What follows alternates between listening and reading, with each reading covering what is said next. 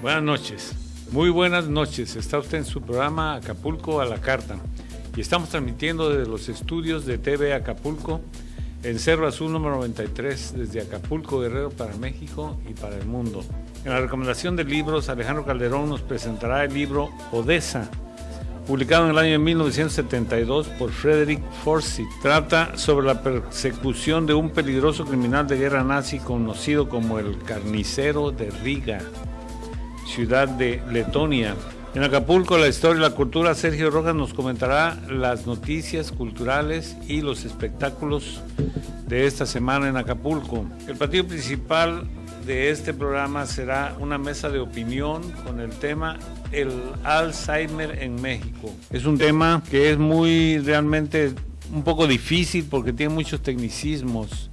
Vamos a procurar explicárselos con las palabras más sencillas para que todo el mundo entienda perfectamente de qué se trata y en lo posible lo sepa entender. Nuestros saludos especiales, muchas felicidades para mi ahijada Marta Mesa Rendón en la ciudad de Chilpancingo. Hija, te mando abrazos y besos. También felicito a mi ahijada María Angélica Cadena Medrano por su cumpleaños en la Ciudad de México. También le mando muchos besos y abrazos. Y por último, felicito con gusto a mi prima hermana Lourdes Desideria Díaz Ludwig por su cumpleaños. Prima, te mando abrazos y besos y empezamos este programa. Este libro se llama Odessa. Yo traía por ahí las portadas de la novela. Es una novela que, igual que la anterior que comentamos, se basa a los hechos que ocurrieron después de la Segunda Guerra Mundial. Aquel libro que vimos la vez pasada se llamaba Oh Jerusalén, y que nos contaba cómo se fundó el Estado de Israel, que no existía. Después de la Segunda Guerra Mundial siguieron sucediendo muchas cosas, siguiendo con el tema del Holocausto judío. Después de terminada, como dijimos, igual la Segunda Guerra,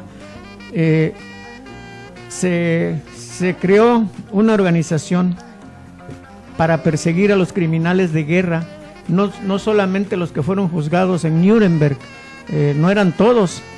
Algunos lograron escapar y permanecieron ocultos durante algunos años en la misma Alemania, donde a través de una organización, precisamente sus iniciales son Odessa, que en alemán se llama Organisation der Ehemaligen SS Angehörige.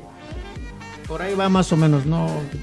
Igual en el alemán ando peor que en el inglés. Esa organización fue muy peligrosa porque se abasteció de grandes cantidades de dinero, de fortunas, de joyas que robaron, volviendo a los judíos, les robaron muchas pertenencias, les robaron sus diamantes, sus joyas, sus propiedades, y fue que ese grupo de alemanes, la élite del ejército alemán, guardaron muchos tesoros y de ellos se valían para proteger, para patrocinar la huida de criminales. Por ahí está la historia del doctor Mengele, que se dice que estuvo en Brasil y en Argentina.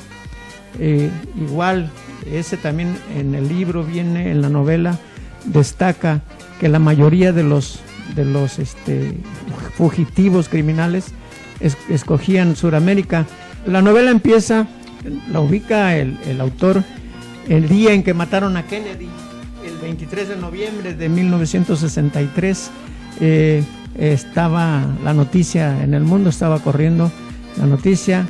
Un joven reportero alemán de la nueva generación, 30 años cuando mucho de edad del joven, estamos hablando de 1963, la guerra terminó en el 45, va oyendo en su radio la noticia cuando ve pasar una ambulancia y una patrulla de policía. Como buen reportero quiso seguirla para ver qué noticia podía conseguir él. Llega, le dicen que no era nada importante, era un viejo que se había suicidado en su departamento. Pero como él tenía muy buenas relaciones con con el inspector de policía. Al otro día este mismo inspector le entrega un paquete de documentos que habían encontrado en el cuarto del anciano que se había suicidado, y va encontrando que es el diario de un judío, de una persona que estuvo prisionero en un campo de concentración en Riga, en Letonia, en la ciudad de Riga, un campo de concentración, un campo de exterminio. Y ahí va narrando el anciano todas sus desgracias, desde cuando los transportan en trenes repletos. Eduard Rochman era el famoso carnicero de Riga, como lo había comentado mi amigo Abraham. Ese era muy sádico, mataba a los prisioneros de una manera muy fuera de orden, los cazaba a través de rifles con miras telescópicas, les hacía simulacros de que los mataba y pensaban que se habían salvado, ¿no? Era sadismo puro. Lo cuenta de una manera muy, muy dramática, hasta el momento en que es separado de su esposa en el campo de concentración. Finalmente tenían que buscar la manera más rápida de exterminar a los judíos, y este carnicero de Riga inventó un camión al que le habían adaptado el tubo de escape para que descargara dentro del camión, todo cerrado, y a los judíos los engañaban diciendo que los iban a llevar a otro campo con mejores condiciones, y en el camino, pues obviamente con el monóxido de carbono del motor dentro de una habitación tan cerrada y apretados, pues obviamente que morían. Vamos a ir a nuestro segmento Acapulco en la historia de la cultura. Sergio Rojas nos va a comentar las noticias culturales y los espectáculos. Les decía la semana pasada que había terminado el Festival de la Nao, y un amigo de México, Benjamín González Pérez, que es el fundador del Faro Oriente de la Ciudad de México, me permitió hacer un somero análisis de lo que sucedió aquí. Más que nada, dice él que los gobiernos ven a los grandes festivales como un producto en donde impera la lógica de mercado, pues al que organiza, al que programa, no le interesa que los públicos reconozcan nuevos procesos, lo que quieren que haya gente y que acuda en masa. Hace algún tiempo hicimos una propuesta al antiguo director de Cultura respecto a un programa de cultura popular en los barrios, y Benjamín González Pérez precisamente habla sobre estas políticas culturales. Dice que impartió un taller en Taxco, y ahí habló sobre la formación de públicos y políticas culturales de la mano de la Dirección de Cultura de Taxco. Y comento, citando al escritor de la cultura Alejandro Aura, que uno de los primeros ejes de una política cultural sería o debe de ser aquel que construya públicos. Rubén Mondragón es de Ometepec, obtuvo el Premio Nacional del Fomento a la Lectura y a la Escritura 2016 en la categoría de Fomento a la Escritura y la Lectura en librerías. Caray, aquí tenemos a un promotor de la cultura, Alejandro Calderón, que no sé cómo es la Secretaría de Cultura Federal, en un comunicado añade que con el trabajo esta persona, Rubén Mondragón, hizo un trabajo de la aventura de las librerías en la Costa Chica de Guerrero, Marquelia y Ometepec. Leer o no leer, pero lo importante es que hay elementos que están haciendo algo similar a lo que estamos haciendo aquí nosotros, contador. Felicidades por este tino de Alejandro Calderón, y de ti, que siempre estás al pendiente de lo que está aconteciendo. Empezó Acapulco en su tinta, con un evento, un homenaje al acapulqueño José Agustín, por un libro que editó hace 50 años. No fue de mi agrado, bueno, no recuerdo si lo leí, creo que sí, porque hablaba cholo, hablaba así lenguaje ni siquiera de la costa, porque hubiera sido interesante. La tumba o de perfil, creo que fueron de los dos libros que él sacó hace 50 años. No, faltan más. Y lo tiene hicieron, uno más famoso. ¿Sí? ¿Hay más? Pues esos son los que lo hicieron famosos, y dicen que ha sabido tender lazos entre generación y generación. Hay talleres y actividades previas que se han estado realizando desde el día 7, lunes 7, y van a terminar mañana viernes 11. Pues la entrada ha sido gratuita para los eventos, no sé si han cobrado en alguno de ellos. Acapulco en su tinta, es un festival que habla sobre los escritores básicamente, y los talleres pues son muy socorridos porque pues la gente está ávida de aprender. Mercedes Calvo puso en marcha aquí en Acapulco, la esposa del gobernador, una señora que siempre se anda, la primera dama del estado, siempre se anda sonriendo, puso en marcha el programa Pintura Pintura en Fachada en Acapulco. Van a regalar pintura para todas las fachadas. Y hubo una reunión con 40 países aquí en Acapulco, amigos, respecto a una red que se llama pobreza multidimensional. Pues tenían que hacerla en Acapulco, en el Guerrero, ¿no? Pues no quedaba otra.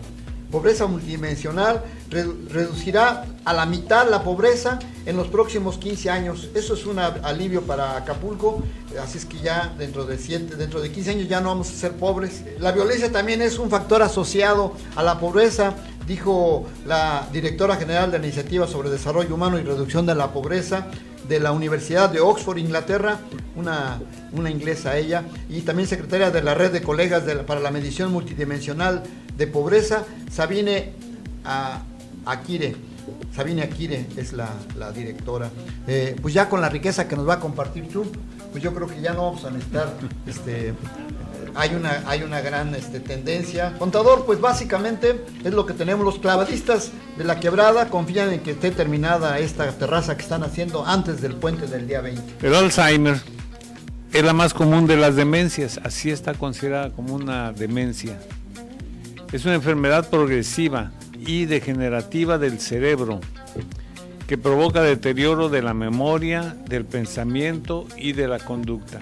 Los síntomas característicos de la enfermedad del Alzheimer son pérdida de memoria, de las habilidades del lenguaje, o sea, dificultad para encontrar los nombres de las palabras, desorientación en lugar, tiempo y persona, cambios en estados de ánimo, conducta y personalidad. El resultado general es un notorio decaimiento de las actividades personales y el desempeño en el trabajo. O sea, la persona prácticamente se viene para abajo en muchos sentidos. El olvido común es parte regular del proceso de envejecimiento y frecuentemente empieza en la cuarta década de la vida, o sea, después de los 40. La mayoría de las personas han experimentado alguna vez olvido de nombres, citas, el lugar donde dejaron las llaves, etc. Sin embargo, este olvido normal es diferente a la enfermedad de Alzheimer, o sea que a todos se nos olvidan muchas cosas.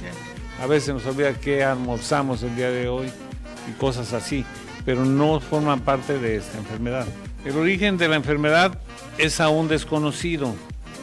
Los investigadores trabajan sobre posibles causas, tales como daño neurológico, deficiencias químicas, anomalías genéticas, virus, tóxicos, ambientales y disfunción en el sistema de defensas del organismo. Hay 5.400.000 personas afectadas, anualmente mueren más de 100.000, convirtiendo a la enfermedad del Alzheimer en la cuarta causa de muerte entre adultos. Se estima que 1 de cada 3 de nosotros enfrentará esta enfermedad en algún ser querido o en un familiar. Existe otro grupo de pacientes con la enfermedad con un patrón hereditario, el cual se le denomina Alzheimer familiar y se presenta en un 40% de los casos. Se caracteriza por desarrollarse tempranamente. En la actualidad no existe un tratamiento específico o cura para detener o invertir el deterioro mental de la enfermedad, o sea, es irreversible. Sin embargo, los resultados de investigaciones recientes son alentadores. Varios medicamentos que se utilizan para aliviar los síntomas se encuentran en etapa de pruebas clínicas. Existen otras medicinas disponibles que ayudan a controlar las alteraciones de la conducta. Las personas diagnosticadas con Alzheimer pueden sobrevivir desde 2 hasta 20 años, a partir del inicio de los primeros síntomas, que es la pérdida de memoria. Debido a que el Alzheimer no tiene cura, con el tiempo el paciente cae en un estado de imposibilidad de autosuficiencia para cuidar de sí mismo, por lo que los cuidados de terceros son una medida vital para esa deficiencia y deben de ser abordados cuidadosamente durante el curso de la enfermedad. En las fases tempranas y moderadas, las modificaciones al ambiente donde vive el paciente y a su estilo de vida pueden darle seguridad y reducir las cargas del cuidador, porque es muy pesado atender a una persona que tiene Alzheimer. No es fácil, no debe ser fácil tener que convivir y tratar de darle una vida, como ya dijimos, una vida digna a un paciente de esta enfermedad. Debe ser muy duro, yo lo confieso, tenemos una hermana que tiene ese problema y sí nos pega tratar de hacerle sentir que está todavía con nosotros. Ese es el sentimiento principal, hacerla sentir que está con nosotros y de alguna manera sí lo hemos logrado. Ella cuando nos hemos reunido en familia todos, le hacemos fiesta, se siente bien contenta y sí logra identificarnos. Yo tengo un amigo y tenía una amiga Lichita, que su mamá estaba con ese problema. Tengo un amigo, el contador Alejandro Rivera, un saludo Alejandro, una hermosa esposa, Yolanda Ramírez, contadora también ella. Los dos tranquilos, los dos calmados. Yo no sé esto si venga de familia, pero Yola tiene ese problema y un abrazo para Alejandro. Realmente no hay palabras, yo le dije que este programa iba a ser sobre este tema, a lo mejor para él es molesto, incómodo, porque lo que tú dices, si no hay amor, pues hay agotamiento, la paciencia se acaba, ¿no? Es una enfermedad que se llama Alzheimer por el apellido de la primera persona que hizo investigaciones sobre eso. Y otro posterior le puso su nombre del Alzheimer en honor al descubridor. Pues aunque las primeras investigaciones se hicieron en el año 1906, realmente se empezó a poner de moda esto ya como una enfermedad conocida mundialmente. Tendrá 15 años, 20 años, apenas. Y ahora pues todo el mundo hacemos bromas del alemán y que quién sabe qué, pero realmente cuando ya tienes el problema cerquita, en casa, no es ninguna broma ni es como para estarse burlando, sino que es una cosa muy, muy seria. Por ahí en una serie de televisión, una serie de comedia de Estados Unidos, está un grupo de amigos y están tomando la copa y platicando, algo así como el Club de Toby, y están comentando alguna cosa y alguien menciona la palabra honor y uno de ellos dice, déjenme decirles algo sobre el honor, y todos lo voltean a ver esperando que continúe y se queda él sin decir nada y los voltea a ver y le dice, ¿qué? O sea, se le olvidó. ¿De qué iba a hablar? Sí, él iba, déjeme decir algo sobre el honor y todos se quedan esperando y finalmente, ¿qué? Como diciendo, ¿qué esperan o qué están esperando, no? Hay muchas sugerencias respecto a amortiguar esta situación. Una de ellas es la más sabrosa para mí, 3 copas de vino tinto, de vino rojo de 5 onzas al día. Según estudios franceses, disminuye el riesgo por la cuestión de los polifenoles que pueden proteger el cerebro. Pero también hay una de jengibre en polvo y otra de azafrán, estimula la producción de neurotransmisores como la serotonina. Y hay otras, como el té verde, que claro, es difícil decir que es preventivo, porque pues a lo mejor quien lo ha estado tomando nunca lo tendrá. Y dice, bueno, yo lo he estado tomando, pero también a lo mejor yo fumo mucho y nunca voy a tenerla, ¿no? Entonces, es difícil, pero bueno, respecto a las afectaciones que hay, o a la mención que hay, pues posiblemente pudiera servir de algo, ¿no? Consignan 3 etapas, de etapa leve. Dice, al principio de su afección, las personas con la enfermedad de Alzheimer pueden ser lentos en su habla y su comprensión, experimentar cambios leves de pérdida de memoria y de su estado de ánimo, tener dificultad para aprender cosas nuevas. En la segunda etapa dice, las personas con Alzheimer pueden recordar el pasado distante. Eso nos ha tocado ver. O sea, se pueden acordar de cosas que pasaron hace muchos años. Y a la vez tener dificultad para recordar los hechos recientes. O sea, esa es la segunda etapa, la etapa moderada. tienen dificultad para reconocer la fecha, la hora y el lugar, pueden inventar nuevas palabras a medida que pierden su vocabulario viejo. En la tercera etapa, que es grave, dice, pierden la capacidad de masticar e ingerir alimentos, quedan postrados en cama y se vuelven vulnerables a la neumonía y otras enfermedades, se vuelven cada vez menos receptivos, pierden el control corporal y necesitan atención constante. No es que se nos haya olvidado, que el tiempo pasa rápido, pero ya se terminó el programa. Nos vemos el próximo jueves de 7 a 8 de la noche en un programa más de Acapulco a la Carta.